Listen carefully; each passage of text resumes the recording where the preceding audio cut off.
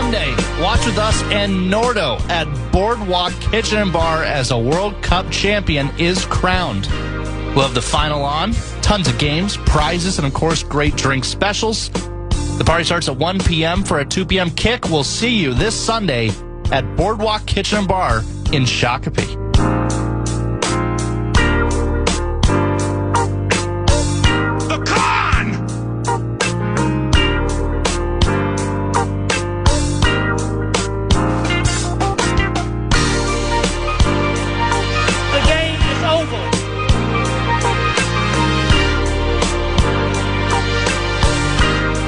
Johnny, how's it going?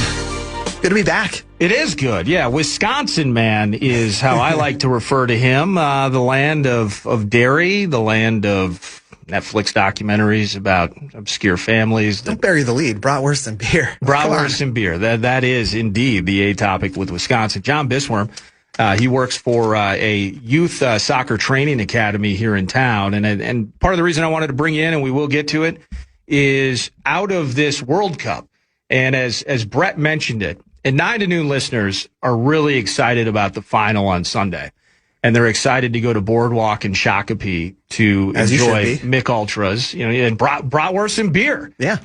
Beer and meat on Sunday at Boardwalk is a match made in heaven. They're excited for Spain and Argentina on Sunday. And the reason that they're excited about it, sadly, it's not because they're elite soccer fans. Or elite soccer minds, or they grew up appreciating the beautiful game. The reason that they're excited for that final on Sunday is that they can say, see you in 4 years, soccer.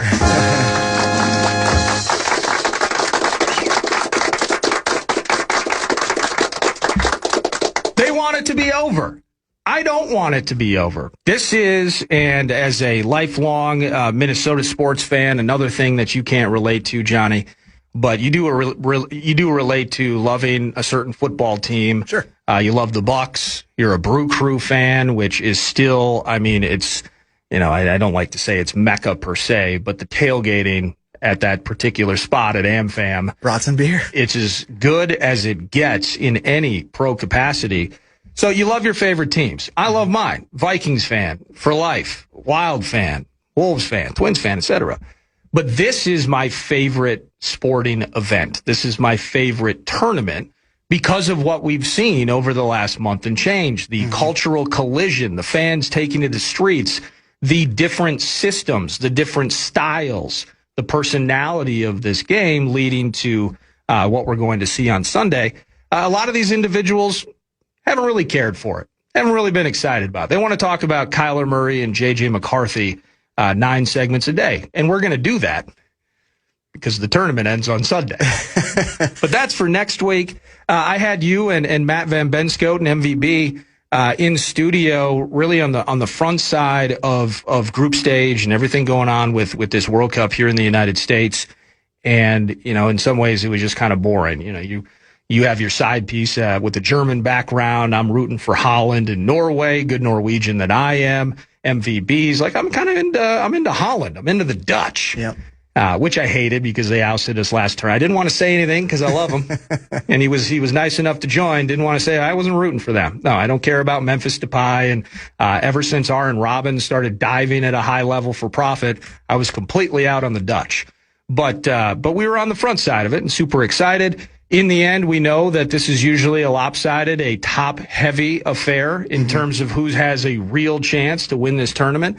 What has stuck out to you over the course of things as it all culminates on Sunday with Spain and Messi? Well, let's just first talk about how wrong I was with what I was predicting for the tournament. I think for me, the overall tournament, you talked about the excitement of the fans. I mean, you go all over social media, and I have never seen anyone happier than the German guy I saw talking about how he loves ranch dressing now. Yeah. That was incredible.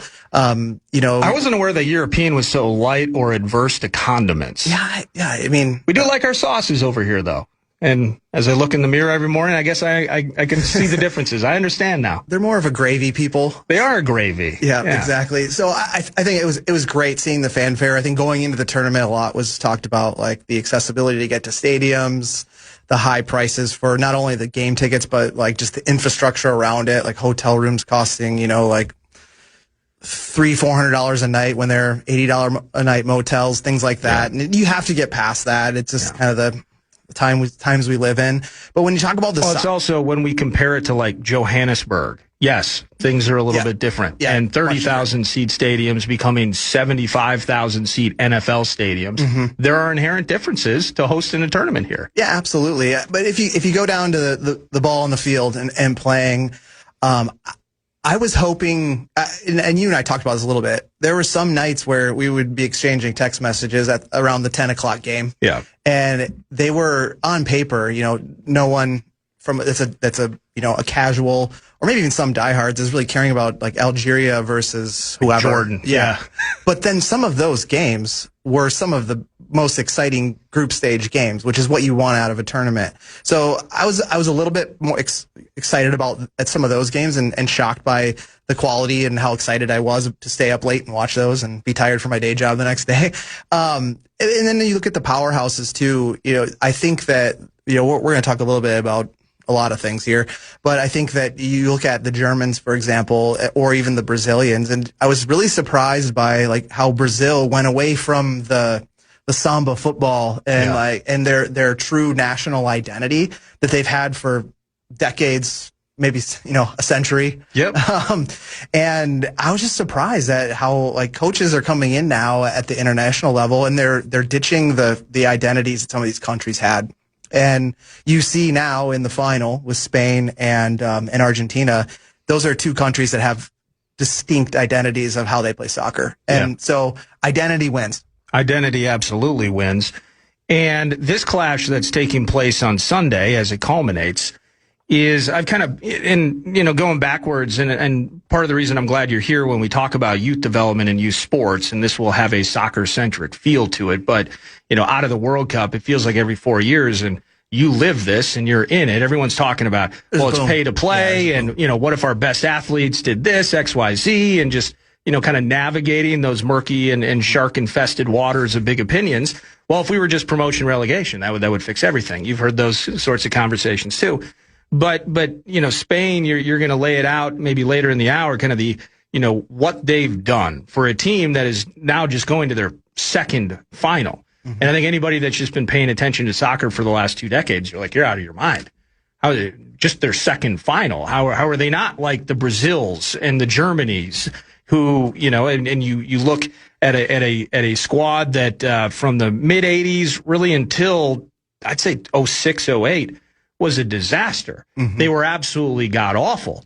And then the identity was found. Yep, exactly. And they created one of the most, albeit sometimes boring, but they created one of the most possessive, ball-dominant forces that we've ever seen in the sport. They win the 08 Euros, 2010 Cup, 2012 Euro, I believe, went away from it, failed miserably, have come back to it, and they are back here on the cusp. It's the system on one side, and the identity of Argentina really is just placed in the cleats of one particular guy. And maybe you disagree with me in that regard, but I think the beauty of this cup, finalized as it is now, is you have very similar but two very different approaches to this that are coming to a collision here.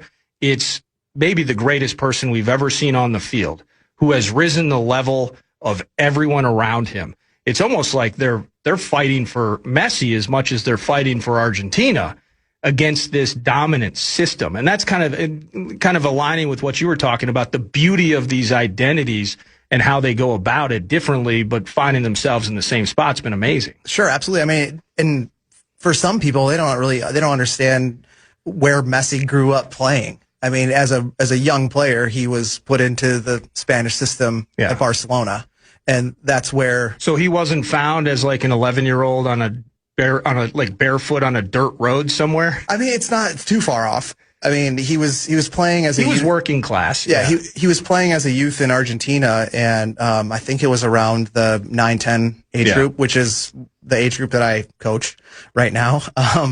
You got any Messis in the mix right now? You never want to put that heavy of a crown on a kid early, right? Unless they are truly a Messi of the world. Then you put it the on crown on. Yeah, exactly. But there's a lot to unpack with how U Soccer collides with Spain. If you want me to get into some soccer nerdiness here for a second. No, I dig it, and let's do this first. Let's handle what's in front of us. Sure, absolutely. So on Sunday at 2:00, Sunday at 1:00 at Boardwalk in Shakopee. But 2:00 the game's going to begin, and we'll all be having Mick Ultras and Stellas and enjoying ourselves. These systems do collide. These identities, they do collide.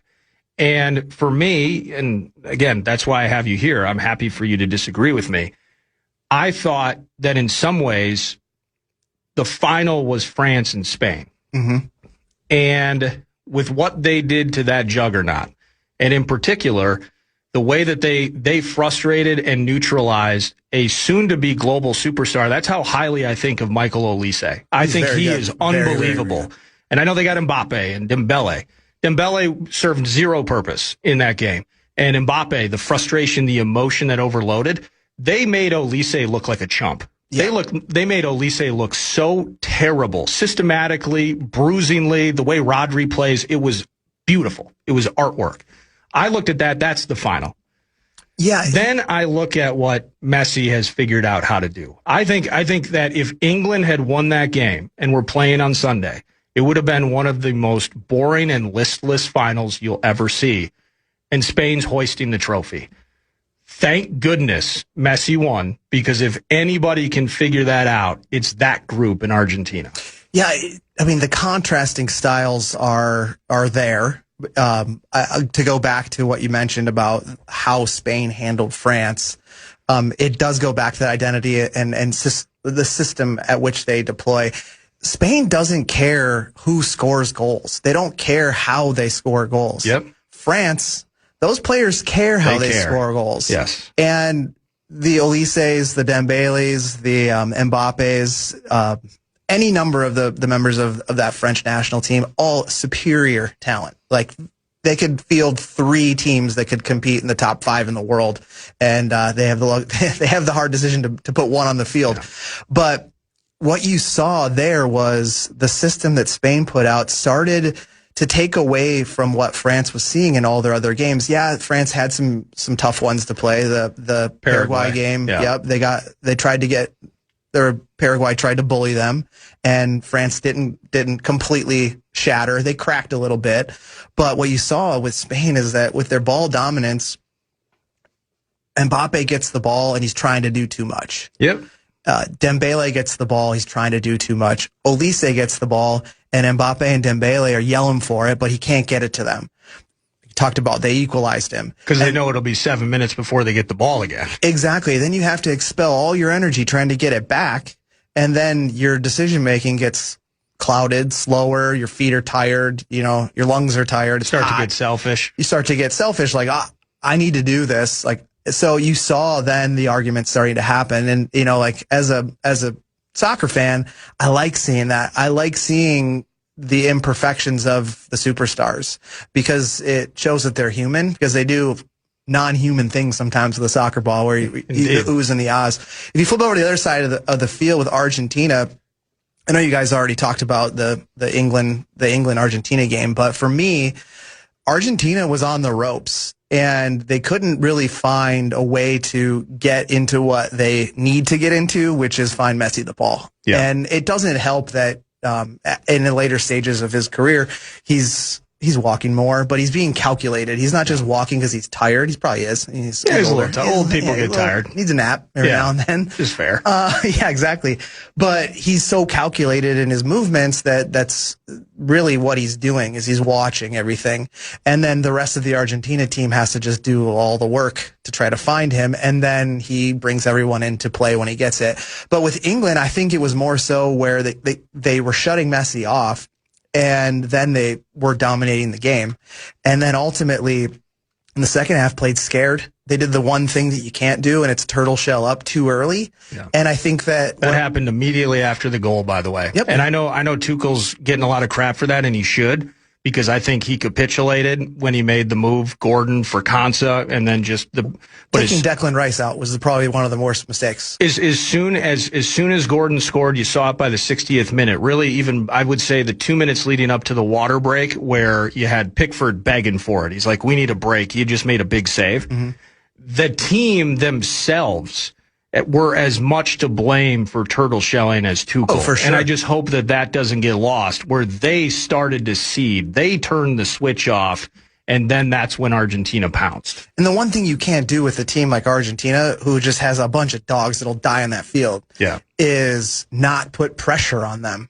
So you have to attack. And I know it's a tactical conversation. X number of coaches fall in bucket A, where it's you defend, they can't score, you win. Yeah. And then it's the other side, bucket B, that's like you have to attack and stretch the field. England didn't stretch the field. So how this kind of collides for the final is Spain just does their thing, and Argentina is going to need to figure out a way to not run themselves ragged. Right. And it's going to probably be boring for a lot of the parts of the game. And but the great part about it is, if you're watching it and you're thinking like it's boring, like, no one's trying to attack, the attacking moments are going to be even more fun to watch. Yep. Because there's going to be few of them. And then that is truly where I believe like the superstardom really shines, and like the people who can capitalize when there's only one moment, maybe two, that your team has. If you can capitalize on that, it's extra special. And that's why I think Argentina is more fit for that. Because I believe the patience of the old man, combined again with a team that has been completely engineered. We're going to do everything, and we're going to give that guy 5-6 chances. And maybe on Sunday it's 3 or 4. Mm-hmm. But I just think his patience and his experience, by the way, a guy who thrived for a significant part of his career playing in a country and with a club that for a number of years also used a lot of the same tactics. He knows what he's in for. He knows what he's in for 100%. I'm sure he'd prefer to be on the right side of it like he used to be. There was a brief moment where that might have been possible, where Messi had the opportunity when because he was with the club. Yeah. Because of the nationality. You have birthright. You also have parental. And it's also as a youth, I think. Naturalization. And the way the paperwork would have shaken itself out is he could have been naturalized. It actually would have helped Barcelona out a little bit from a checks and balances, paperwork perspective, I guess you could say. And that would have been something.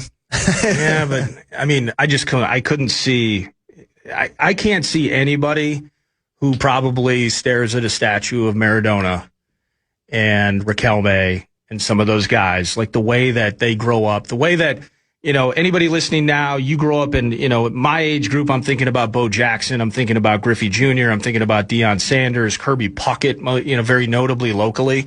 Yep. I'm growing up dreaming of being like Kirby. That's how these kids grow up, thinking 1,000%. About Diego, thinking about Riquelme, thinking about, just other Argentinian greats. I'm not Gabriel Batistuta. There we go. Simeone. Yeah, Simeone. Wow. No, that's right. That was a thing. Let's pause. How did they get there? That was part of the conversation, again, just throughout this tournament, as it is every time, is, America doesn't get it. And, again, if Tyreek Hill had grown up playing soccer, we would have won 5 World Cups by now. There's a lot of that, best athletes, etc. Some things to consider as part of that, but it's not all athleticism. Messi can be part of that chat too, but I want to pause and dig into some of that. And I know you have some stuff to offer. So that's Jon Bisswurm, Minnesota Thunder Academy, and he's in studio now. And again, every 4 years, we are going to milk it. Love the tournament, love the beautiful game. And then it's on to Vikings training camp. But for now, a little more soccer with a youth sports bent on it when we return 9 to noon. The Fan at BigDeck.com want to give you a shot to win bonus bucks to the National Cash Contest. Head to KFAN.com. The keyword is credits. The keyword is credit for this hour. KFAN.com. Keyword credit. You're listening to Eric Nordquist in for Paul Allen on The Fan. From the 1-8. If you want to chime in what's happening with your favorite KFAN shows, you can. You can make your voice heard on the Bradshaw and Bryant KFAN text line. Just let us know what you have to say by texting your message to 64686. That's 64686. Standard text message and data rates apply.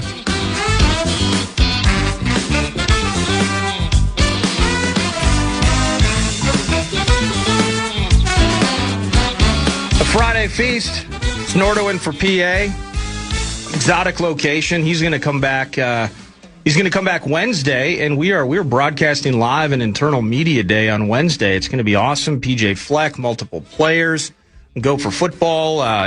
The elite analysts as part of the mix are going to make up a fun maroon and gold shaded show on Wednesday when PA returns from his exotic locale, his paradise, his peaceful R&R session before training camp and the reconstruction of a dream. 61st time's the charm for you Minnesota Vikings fans. Johnny B, Wisconsin man in studio as we were talking about the World Cup. This is winding down and just talking through what we're looking at on Sunday between Spain and Argentina. Again, Spain, heavy favorites. They're like minus 150 just to win the game one way or another. I think it's plus 125 via FanDuel to win in regulation. Argentina, the greatest player to grace us with his presence on the pitch, the field, is Messi and his squad 2.5 to 1 to win in regulation. So the underdog role for Messi and Argentina. But into Spain in particular, and you work for a youth training academy here in town, and from a soccer standpoint, the pay to play conversation comes up, or at least really at a more base level that I like to focus on is, hey, these countries are so damn good. These countries have infrastructure. These guys have systems that started decades and decades ago, and they've already built on them to such a degree that the United States is playing catch up. Mm-hmm. But when you look at Spain, when you look at systems, how do they develop a group like what we're seeing on the field? How different is that from what we're doing here in the United States? It's extremely different. You look at these countries, and I'll get into some soccer nerd stuff here in a second, but a lot of the countries that are successful at the national level, soccer, it's no it's no surprise it's their country sport. So there's a lot of government influence, not just soccer federation influence. Yeah.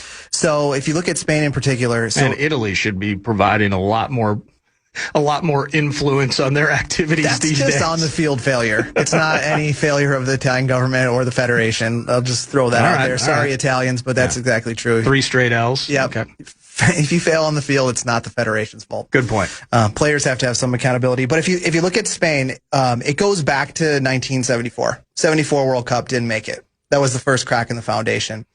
Then you go into 78, they qualify again, but that is where it all begins with the fact that the style that they used to have was smash and grab, physical, overpower, and it wasn't soccer related. It was more so athleticism. So maybe some parallels to the United States has a little bit of smash and grab, high athleticism, be the fastest team, the fittest team, and you'll go far. So, or at least that's the idea. So 98, 2002 U.S. World Cup is kind of the parallel here. Or so then in 82, they host the World Cup. And it started to be probably the first modernization of a World Cup. And what I mean by that is television, global television. Maybe you had to have one of those huge satellite dishes in the United States in your backyard where you gotta wear a tinfoil hat and move it a certain direction. To Prime Star 5000. Yeah, exactly. I don't know if that was around then, but yeah. Land a plane with it on your free time if you want. So they hosted the 82 World Cup, and they miserably crashed out in the group stage. National failure. Which is embarrassing. To the point where, you don't wish any ill upon anyone, but the coaching staff didn't fly back home with the team. Yeah. They went somewhere else. Yeah, we don't want like an Andres Escobar situation, but there are situations like that exist. Absolutely. In other countries in the world, yes. So that was where not only did the Spanish Soccer Federation, but the government of Spain hit the pause and was like, we have to fully investigate why this is happening. Everyone else seems to be getting better, and we want to be the best, or we want to at least be in the conversation of the better groups. Yeah. So of massive studies and unturning every stone on what you could possibly do to fix this, this is where it gets a little interesting. The last mega superstar, in my opinion, to really change the game of soccer was Johan Cruyff, who's Dutch. Yeah. Where was Johan Cruyff playing at this time for club soccer? He was playing in Spain. Oh, he was. For Barcelona. So he was starting to drop some hints on what he calls total football. And there's a really great book about it if you care to read it. Yeah. It's fantastic. But essentially what total football is it's a system that's not rigid. So before he really started to bring this idea into not only the Dutch side when he was playing on it, but also into Barcelona, it was if you're a left fullback, you stay back and you defend on the left side. And if you are on the right side, you're not doing your job and you're getting subbed off for someone who will do their job as a left fullback. Yeah. What total football is it's the way you coach 8-year-olds. Exactly. Yeah. Who are just learning positions, of course. Exactly. Yeah. But this is also the revelation that Ted Lasso had drunk in a bar in Amsterdam, I believe. There you go. Playing total football. Yeah, play total football. So essentially those ideas started to trickle into the minds of a lot of the people who were doing this audit of how do we get better and why are we here. But total football is constant movement and interchangeability. So it can be thought of like rerouting it as a wide receiver in football. Yes, your A job is to run the post pattern, but if you read something on the play, you have full... There's an option, yeah. You have the option and have the ability to make that choice if you're in sync with your quarterback, obviously. So everyone on the soccer field has to be in sync with movement and constant on the ball audibles. So that is a massive shift in global soccer at that point. So that is where Spain said, okay, this is what we're going to do. We're in. And it first started with then the under 17, under 18, under 19 players. The government of Spain and the federation basically went around the country and picked the best players from a pure talent perspective in those age groups, brought them in, and that's all they ate, slept, lived and breathed for 4 years, and then went out into the 86 World Cup, made it to the quarterfinal. And they're like, this will work. So then what happened is that trickled down into, okay, if it worked for 17, 18, 19, what if we started this at 9, 10, 11? And they did. And essentially that built up not only the identity, but it built up one full generation of soccer players from the ground up. And then they just hit reset again and reset again and reset again. So you're seeing now Spain doesn't need a 25 season a goal striker anymore to score goals. They're ball dominant. Everyone's moving. You take one guy out and you put another guy in, whether it's maybe you take out a veteran 28, 29-year-old out of this World Cup side that's going to be playing in the final, and you put in a 22-year-old who maybe has a little more energy. That's the differentiator. Yeah. The skills are all the same. The ideas are all the same. And it's just like clockwork. And they keep the ball. So being ball dominant and constantly moving is something that is an identity that they didn't invent it, but they made it their own. They married it, basically. Yeah. So that's maybe something for the casual who's listening right now. Watch the game on Sunday. At the moment, you're like, this is boring. Don't watch the ball. Watch everything that's happening around it. It's actually beautiful to watch if you do catch it. I appreciate you just kind of lining that out, but to that end, to when they finally won the World Cup in 2010 and to where they are now, it took time. It takes lots of time. And the building of infrastructure. So we're going to pause, and then final segment, I'm just going to ask you kind of where we're at on this side of the pond, if you're cool with that. Sure. One more segment with Johnny. One more segment of soccer as the World Cup winds down, as we put a wrap on 9 to noon next.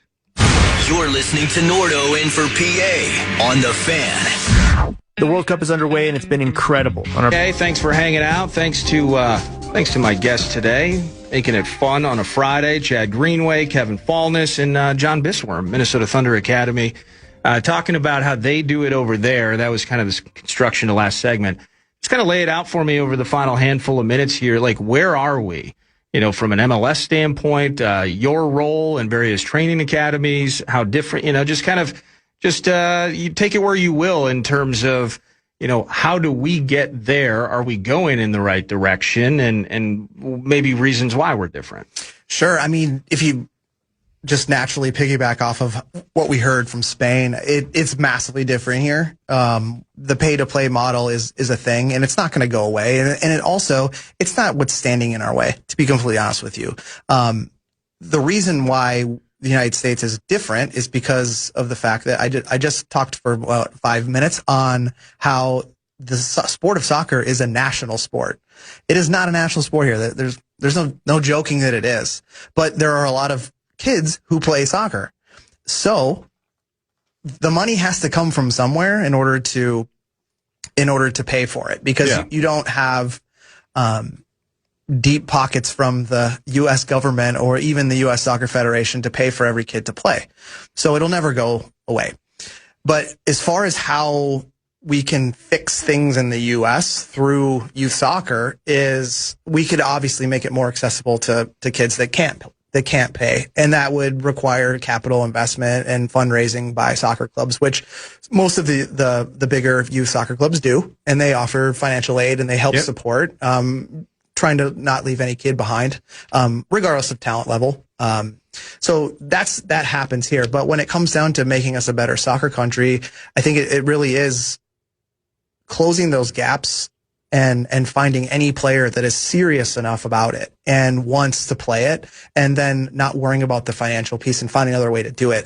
At Minnesota Thunder Academy, I think the one thing that I really like about it is that the emphasis is on development. And truly, I mean, yes, we want to win games, but we talked last time I was on with Matt that we want to win games. We want to win the right way. And that's developing the best players that we can and then moving forward. If you take and you move that to the broader perspective in the United States, I think there needs to be a little more, working together with youth clubs. And I think that there's a lot of options. And that's where I think the pay to play model gets a little bit, it enters the anger category for certain people, because there's 6 different options in one city. You know, what if there were 2? Yeah. You would probably foster some of the better talent. So resource pooling and collaboration in that regard. Yeah. Coaching would be better across the board. Things like that. But I think we just have to create an identity, and at Minnesota Thunder Academy, that's what we do. We create an identity, a player profile, even as low as U8, U9. We're looking for types of traits that are a holistic player that has a foundation. And it's hard to say that you can pick that out of an 8, 9-year-old when they're starting organized soccer, but you can kind of see it. There's always the late bloomers and people that it takes a little while. And so that's why you have tryouts and you bring players in. And they can be found. They can be found. Yeah, exactly. So I think that, creating an identity at the club level, is extremely important. And if you start to think about it as at the national level, when we start getting into the Spain category, where if we had an actual true national identity for players, that every youth soccer organization actually looked for, then we would be kicking out, each club would have 5-10 kids per age group that could go into a national camp, and then your system starts to get better.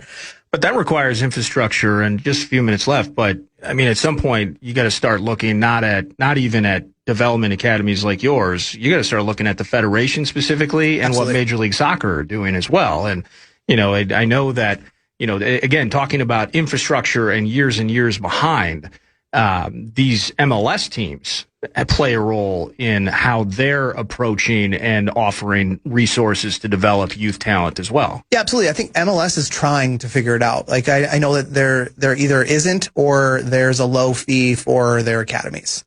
So either kids play for free or there's some nominal fee, a sign up fee or something like that, not a full year-long fee. They're trying, but it's all about getting on the same page as a soccer nation, and we're never going to be number one sport. I get that, but we have the opportunity to align. And if we do that, then maybe, 2045, then we're in the World Cup final kind of thing. 2045? It takes time, Nordo. It takes time. That's optimism. With you say like Spain, they all have a way of playing, but like the vastness of the U.S., like we're all of Europe, basically, like as far as size and scope and populate. Well, I don't know the specific populations, but like it's easier. We're basically the big 5 leagues, their countries. That's the U.S. So it's easier for England to go, well, we're going to play this style because they're they're all condensed into a really small area. It's harder, I think. How do you solve that problem to try to get the U.S. on the same page when you've got kids in Phoenix playing one way and kids in Duluth playing another? It's the same answer. I believe it starts at the top down. I mean, you don't have to have everyone playing the exact same way. I mean, if you look at Spain in their domestic league, like Barcelona and Real Madrid are the top dogs. They don't play this. They play the same style of soccer, but with a different spin on it. So you could have and it's also star driven with some teams, specifically France, exactly. And what we'll see from Messi. Yeah. Yep. But to have an idea of what the national style of soccer is and have the buy-in. Yeah, you can have clubs that, in Arizona that do it a little bit differently, or even don't do it the way that we said we want to do it as a country. You can still have that, but I think we just have to have an idea of who we are from a soccer perspective. Yeah, and the accessibility piece of it matters. The continuing infrastructure. That's why I lean on MLS. I'm not trying to dog it, but they are decades behind. And they need to find their way through it. And the federation itself, as much of a disaster as that rat's nest has been over the course of time, they just need to be better. They need to be more present, and they got to figure out how to pool more resources into this. In the end, as we put a wrap on this thing, is it Messi or the system on Sunday? I don't have an answer. You don't? And I just even throw one out there. No, we're not sitting on a fence with this thing. I'll go with Spain. Okay, well then I am just going to throw something out here. I'm going to say Messi handles business on Sunday. I would love both to happen.